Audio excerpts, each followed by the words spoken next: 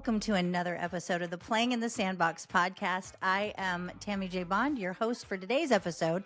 It's going to be a quick episode today, y'all. It is going to be fast and furious in the sandbox, I promise. No throwing sand, but we are going to dig up some BS, some belief systems, from previous episodes. We've talked about belief systems, but this one is actually related to the need for, and I used need intentionally, the power of a pause.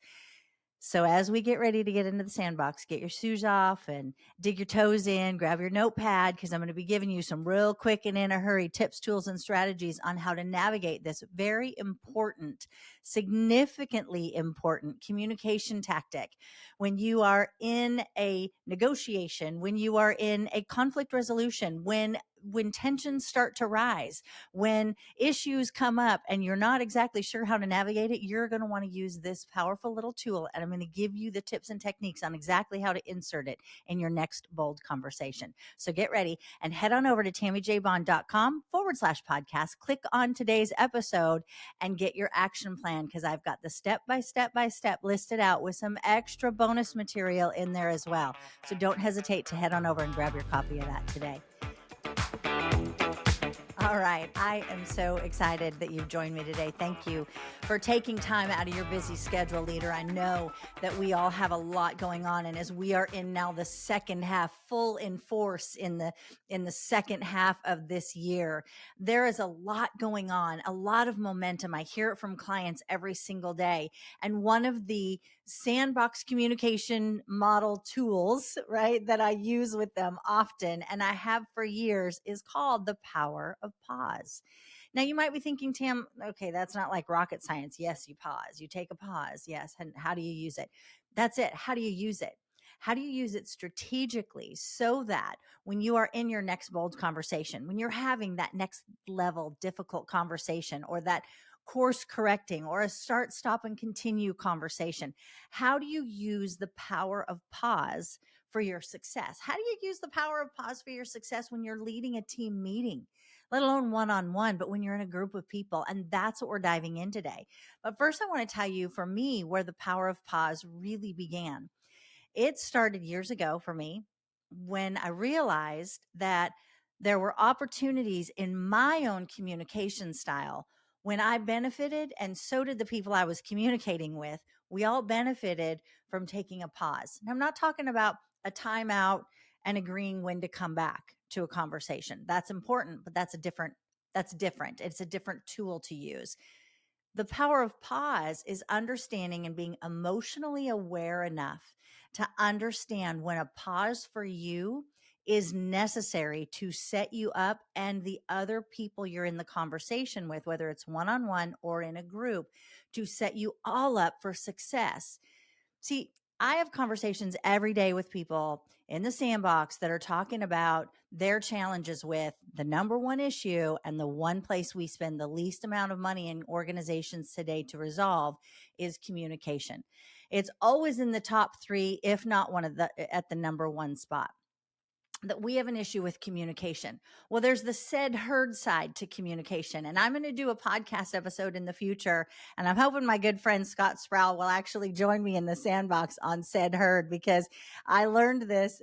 Actually, I learned this tool, how to implement this tool, the power of pause, that is, in a unique way because of the said heard. So I digress. We'll get back to that. The power of pause, as I have seen leaders in organizations struggle to figure out how to navigate communicating with their employees or with a team member or a peer, heck, even their family members, when they are frustrated and irritated.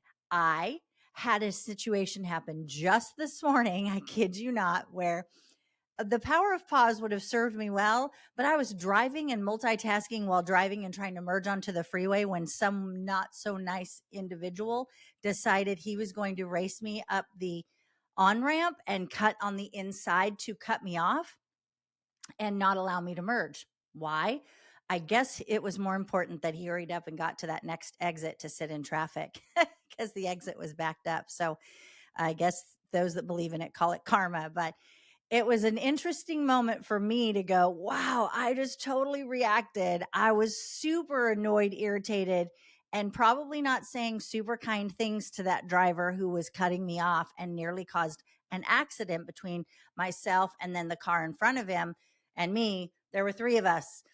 Anyways, the power of pause would have been a great tool to actually implement there. But no, I didn't use it until after I came home to record. And I'm like, golly, I just gave myself a learning opportunity of how to use the power of pause when driving.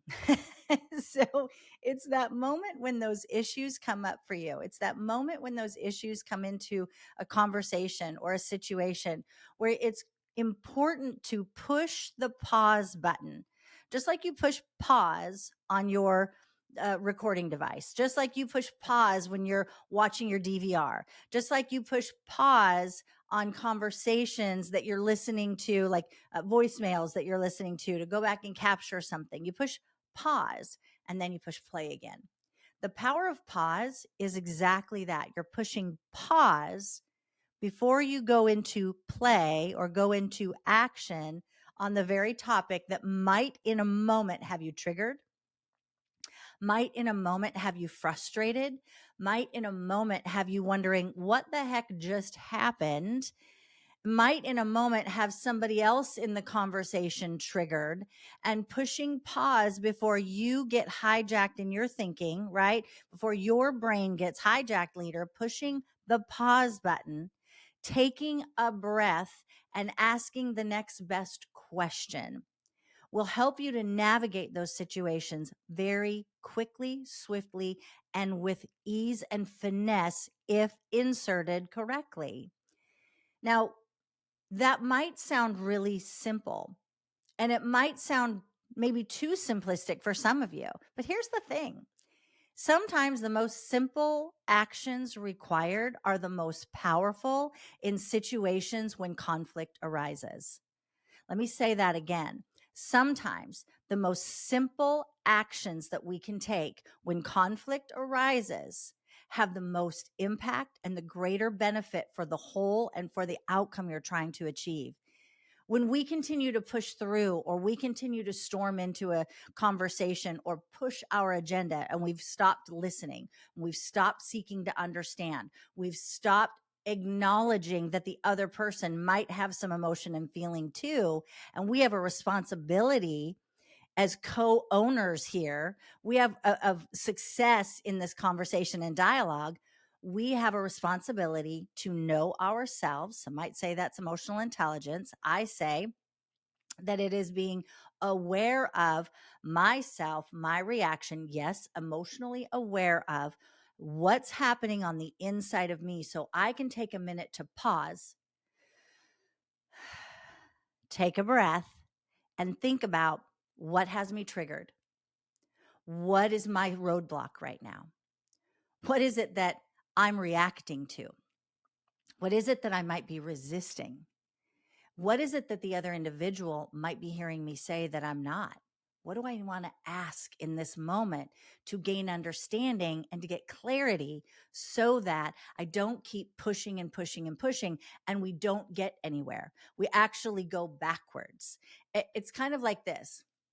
Do you remember the cars back in the day? I don't know that they make them anymore today. I haven't seen any on the road in years, unless it's like an old school. But I remember when I was a kid growing up, my mom, we had a vehicle that we could sit in the back seat and face backwards. Like we would sit in the back seat. It was usually in like station wagons, and we could face backwards. So we watched while the car was going forward. We're facing backwards, looking at all the scenery that the people in the front seat have already seen. We're just seeing it backwards. We're seeing it from a different perspective and a different angle.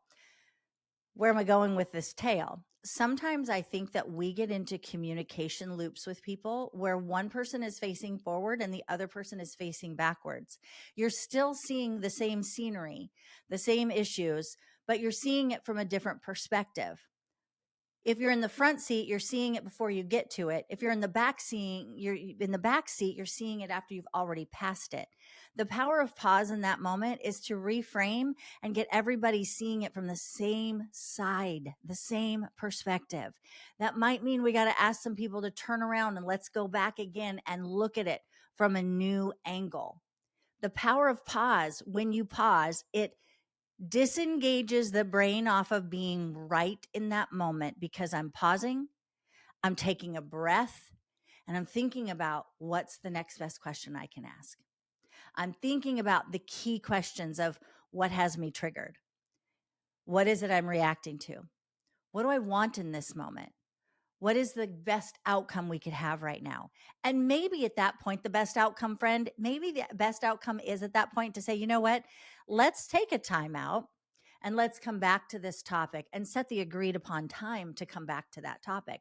But if we don't take that pause to collect our thought and get our intentions aligned with what it is that we want and desire most for an outcome, we're not going to get there. We're all going to keep pushing and pushing. And one person sees it coming, the other person sees it going. And you've got folks in the middle seat of that vehicle that are going, okay, that's really cool. So I'm seeing the side, right? I might see a little peekaboo of what we're coming up to, but I'm seeing it from the side. So everybody has a different seat and they're seeing it from different angles. And until we all can sit around the topic in the center of the table and construct our responses, until we can do that, and it requires often pushing pause when we get to that threshold of frustration, pushing pause, taking a breath, and recalibrating with folks to bring people back to the center of what is the issue and what is our target and our goal. Now, listen, again, talking about communication, and we're talking about how to use this in the middle of conflict, in the middle of frustration, in the middle of irritation. Maybe you came to work and you had other things happening in your home life, or on the way to work, somebody tried to run you off the on ramp because they had to get there first. Maybe some of that happened for you, and maybe that could be triggering you. You already came in engaged, ratcheted up, ready for that conflict that you get to have in the workplace. Choose to, get to, want to, right? That you're going to have, or that you just know it's going to be because we've over processed it in our head. Pausing before you begin a conversation that you already know might be a difficult one to enter into, and asking some really key questions, which are in the action plan, really key questions to ask of self first before you enter into the conversation. You push pause, take a breath, and ask yourself the next best question. And having that resource of questions to ask yourself is a key element to the power of pause and its success.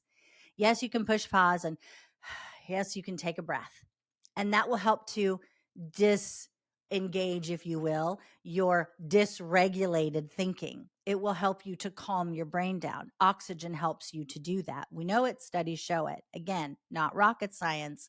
I'm giving you a new way or a simpler way, or maybe for some, it's the first time you're hearing it presented this way of handling these types of situations. But if you come in already irritated, annoyed, frustrated because of something that happened outside of the office, and you know you're going into a contentious situation, or maybe you don't know that boardroom's going to be contentious when you get there. Maybe that email that you're reading, you didn't realize was going to be in your inbox when you got in, but you immediately fire back a response before you push pause and take a breath and try to first dysregulate your brain, or get your brain off of being hijacked. I would say it that way, in irritation. And you're actually going to figure out, what do I want in this situation? Asking myself the next best question. What has me triggered? What has me annoyed? What has me irritated? What am I angry about right now? Right? I did that when I got home. Actually, I was driving on the freeway to take my exit. What on earth did I get triggered by with that guy? Well, actually, it wasn't even about the guy. I mean, it was, but the motorcycle that actually almost got all of us in an accident before this guy. Y'all, I live in Florida. Drivers down here are nuts. They're cray cray. I'm telling you.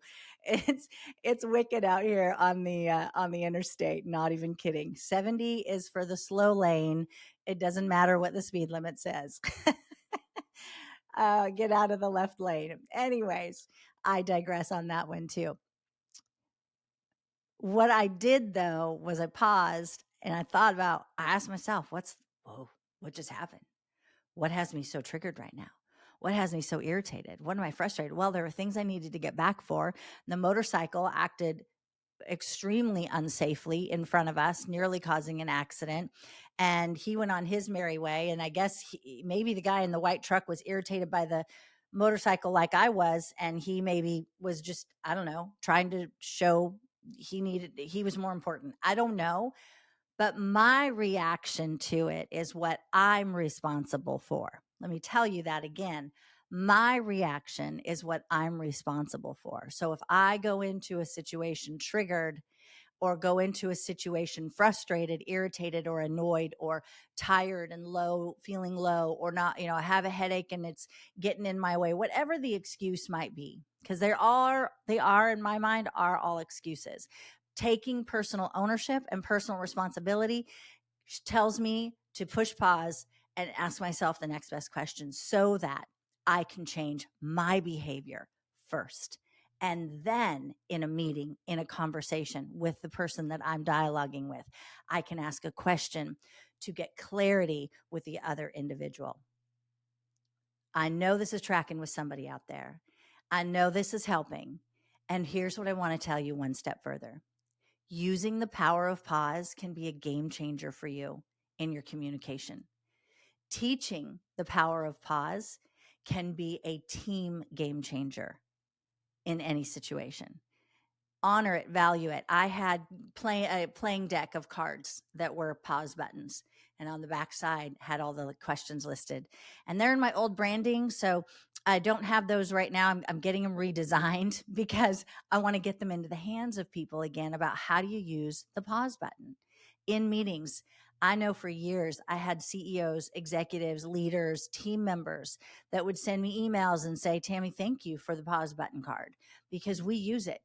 And we use it in the meetings so that we can say push and pause, and they see it right on the table and they push pause. And it's that visual cue as well to let everybody know we've committed that pushing pause and using pause in our conversations is a tool to help us get through. Because when we have conversation after conversation and meeting after meeting where there are tensions and there are unresolved issues and unmet needs and unmet expectations, it only makes those meetings harder to go into. And when we aren't responsible for our own responses, reactions, when we aren't responsible to say, hey, help me understand what's going on here. I'm going to push pause, taking a breath. What's the question I want to ask? And I'll say that out loud. The question I want to ask is, why do we keep, and then I wait, right? And then I'll come back. Why do we keep coming back to this same issue without resolving it? What would it look like if we resolved it today so that we didn't have to come back to it anymore? Because I feel like we spend a lot of times digging up this same root cause issue that we haven't resolved yet. I use the power of pause to ask the group a question. And in their minds, because we've trained this at so many teams, the teams know when they hear pause, let's take a breath. Now, what's the question? And I can go around the room and everybody then comes up with what their question is to ask. We get to clarity more quickly.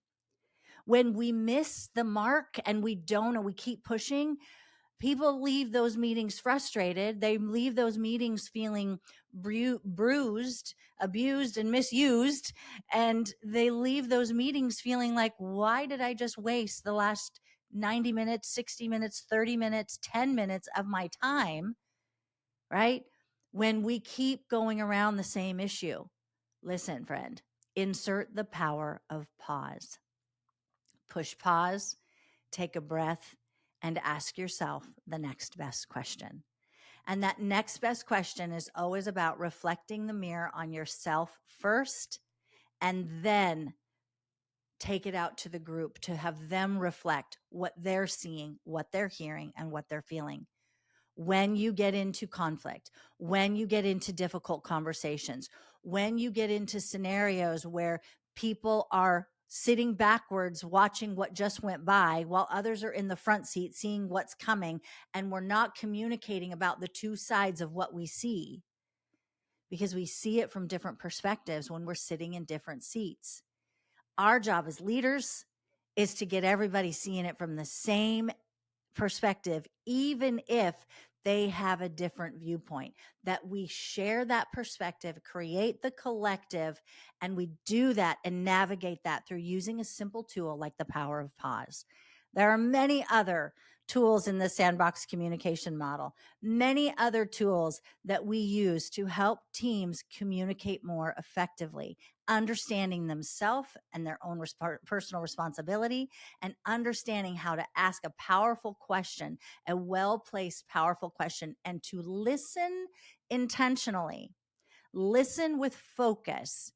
You've heard the term active listening, right?